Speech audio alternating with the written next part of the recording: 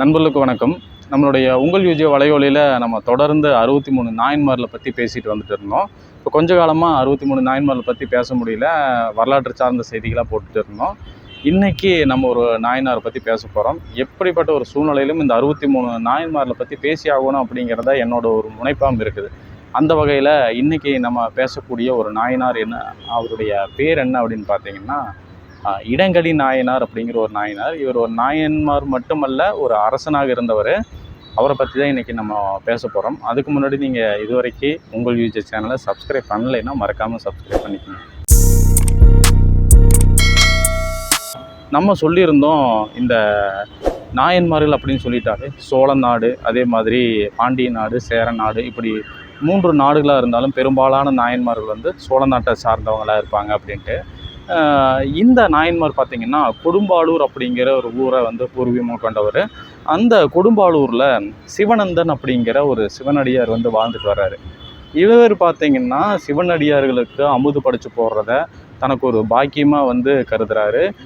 இறைவனை வழிபட்ட நேரம் போக அந்த இறை வழிபாடு முடித்ததுக்கப்புறம் சிவனடியார்களுக்கு அமுது படைச்சு போடுறதான் அவர் வந்து சிவனுக்கு செய்யக்கூடிய ஒரு தொண்டாக வந்து தொடர்ந்து செஞ்சுட்டு வர்றாரு. அந்த வகையில் இந்த சிவனந்தன் வந்து ஒவ்வொரு நாளும் வந்து சிவனை வந்து பூஜிப்பார். அதற்கப்புறம் வந்து சிவனை பூஜித்ததுக்கப்புறம் அவருங்க தேடி வரக்கூடிய சிவனடியார்களுக்கு வந்து உணவை செஞ்சு போடுறத வழக்கமாக வச்சுட்டுருக்கிறாரு. அப்படி ஒரு நாள் வந்து இரவு வழிபாடெல்லாம் முடித்ததுக்கப்புறம் அவர் போய் வீட்டில் தங்குறாரு. அவர் தங்கி முடித்ததுக்கப்புறம் ஒரு சிவனடியார் வந்து அவரை தேடி வர்றாங்க. தேடி வந்து அவங்களுக்கு உணவு வேணும் அப்படின்னு கேட்குறாங்க. அந்த நேரத்தில் அவங்களுக்கு வந்து உணவு செஞ்சு போடுறதுக்கு வந்து நெல்லும் அதற்கான வசதியும் இல்லாமல் போகுது.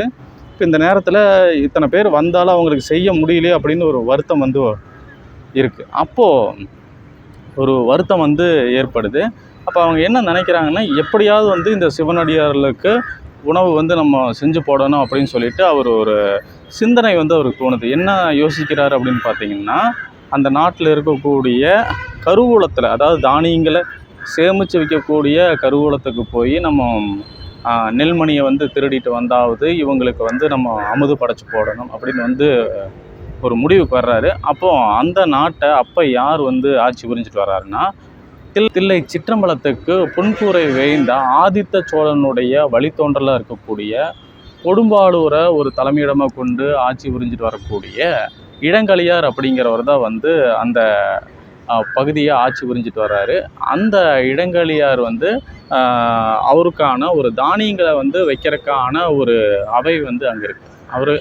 அவருடைய நாட்டில் தானியங்களை சேமித்து வைக்கிறதுக்கான கருவூலம் இருக்குது. அந்த கருவூலத்தில் தான் வந்து இந்த சிவனந்தன் அப்படிங்கிறவர் போய் எப்படியாவது வந்து அந்த கருவூலத்தில் இருக்கக்கூடிய நெல்மணிகளை திருடிட்டு வந்தாவது இந்த சிவனடியார்களுக்கு உணவு செஞ்சு போடணும் அப்படின்னு சொல்லிட்டு இவர் அங்கே போகிறாரு. அங்கே போய் திருடுறாரு. அப்படி திருடும்போது அவர் மாட்டிக்கிட்டுங்கள இடங்களியார்கிட்ட வந்து கூப்பிட்டு போகிறாரு. இடங்களியார் தான் அப்போ மன்னனாக இருக்கிறாரு.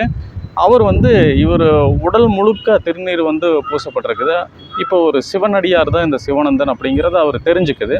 அப்போ சிவனந்தன்கிட்ட கேட்குறாரு, ஏதோ ஒரு காரணத்துக்காக நீங்கள் வந்து இந்த நெல்மணியை திருடுனீங்க அப்படின்னு கேட்குறாரு. அப்போ அவர் அதுக்கு பதில் சொல்கிறாரு, இந்த மாதிரி சிவனடியார்கள் வந்து இரவு நேரத்தில் என்னுடைய வீட்டுக்கு வந்தாங்க. அவங்களுக்கு தேவையான உணவை வந்து என்னால் செஞ்சு போட முடியல. அதற்கான நெல்மணிகளும் எனக்கு கிடைக்கல. அதனால தான் நான் இந்த செயலை புரிஞ்சுட்டேன் அப்படின்னு சொல்லிட்டு சொல்லுவார்.